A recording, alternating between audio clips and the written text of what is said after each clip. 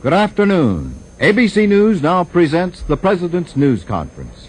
From the State Department Auditorium in Washington, the ABC Television Network now brings you by videotape President Kennedy's 56th news conference held this afternoon. This is Bill Shadell. It has been 2 weeks since the President last met with reporters. That was a time of racial disturbances in Birmingham, Alabama.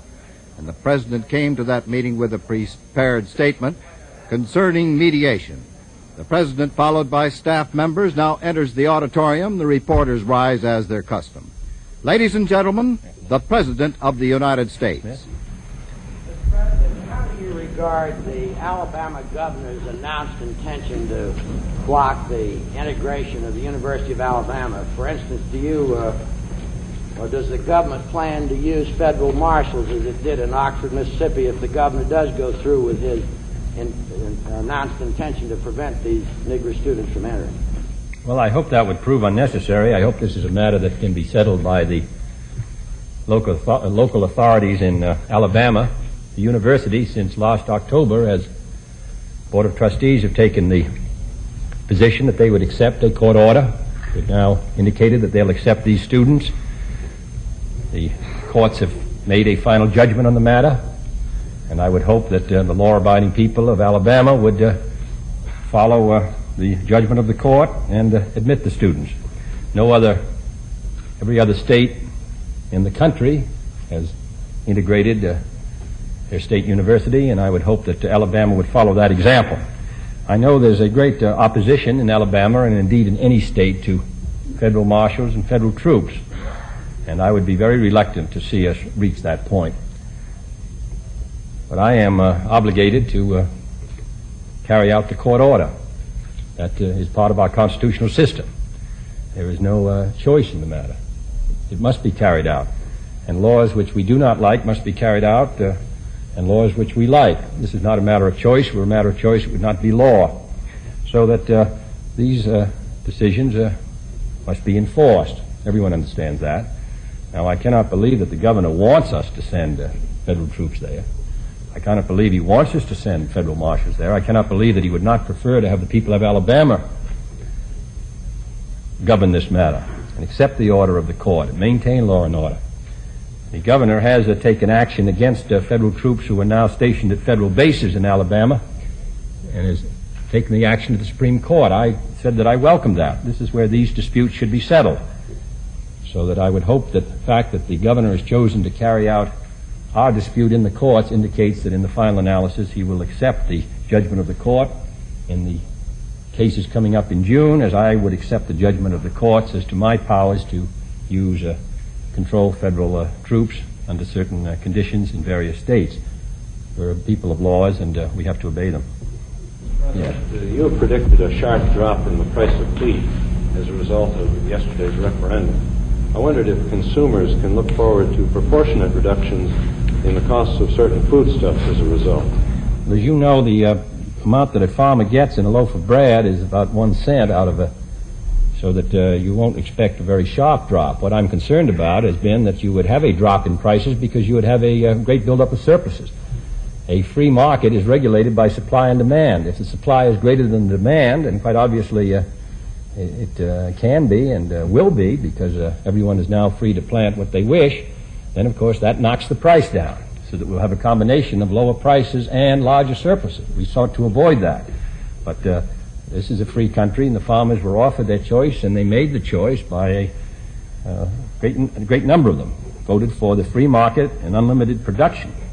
So we're going to be faced with the problem, but I don't think it will have much effect on the consumer. It might, but I think it's going to cause more difficulty to the economy because it's going to provide these large surpluses, and it's going to, I think, reduce farm income, particularly wheat farmers, and that's not the interest of the consumers, of course, or the farmer. Now, our feed grain bill will give him some relief.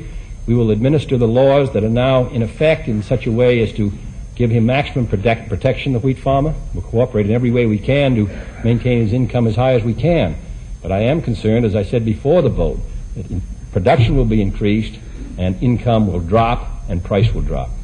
If there is no new legislation and the price of wheat does decline rather sharply, what would be the political consequences of that for you in 1964? I don't know. I tried to make it very clear what the alternatives were and what I thought was in the best interest of the farmer, the wheat farmer. I felt that his best interest would be served by attempting to bring production in line with demand with a adequate income for him. Now, the farmers have chosen to plant freely without controls and without that high support. We'll have to see what the effects will be. In any case, under the law that was passed, there is a chance for another referendum next year, and then we can see whether what the effect of this action has been. But we want to help in every way we can, but the farmers have made a choice, and even though I didn't agree with the choice, I recognize it, accept it, and we hope that it does not have an adverse effect. Mr. Harold Brown has said before a Senate committee that we could accept as few as 6 on-site inspections. Do you think that there is further ground for us to move now to approach the Soviet Union in a test ban situation? Well, that's the position we've taken more publicly has been 7. There's been discussion of 6. Mr. Brown, whose judgment I value highly, has not set the official government position. He was giving his judgment as a scientist. There are a good many other questions that must be settled. We've suggested to the Soviet Union that we would consider the makeup of the inspection team, the rules under which the inspection team would operate, the area where there could be drilling, all these other questions. And then if we could get those settled, we could then come finally to the question of the number of tests. The Soviet Union has refused, however, to consider these other matters until we agree with their position of 3. Now, has not been an acceptable negotiating position. We feel that we ought to try to wind up all the other questions which divide us. Then we could finally come and decide what would be, given the arrangements we've made for these other matters, what would be a responsible number of tests.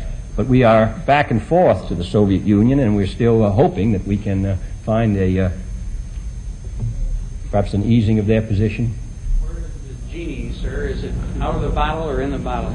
Well, it's neither in nor out right now, but I would say that we'll know by the end of the summer whether it's finally out. I said from the beginning that it seemed to me that the pace of events was such in the world that unless we could get an agreement now, I would think the chance of getting it would be comparatively slight. We are therefore going to continue to push very hard in May and June and July in every forum to see if we can get an agreement, which I regard as but I will say as of now, since December, there has been no change in the Soviet position on the number of tests, nor willingness to discuss in any way any of these other questions until we accept their position of December, which is not a satisfactory position for us. Are we about to move, sir? We're not going to move on the question of the number of tests. As I indicated, what we are proposing is we settle the other matters and then come to the number of tests. So, in answer to your question, we're not moving at this time on the number of tests. Thank you, Mr. President. Thank you, Mr.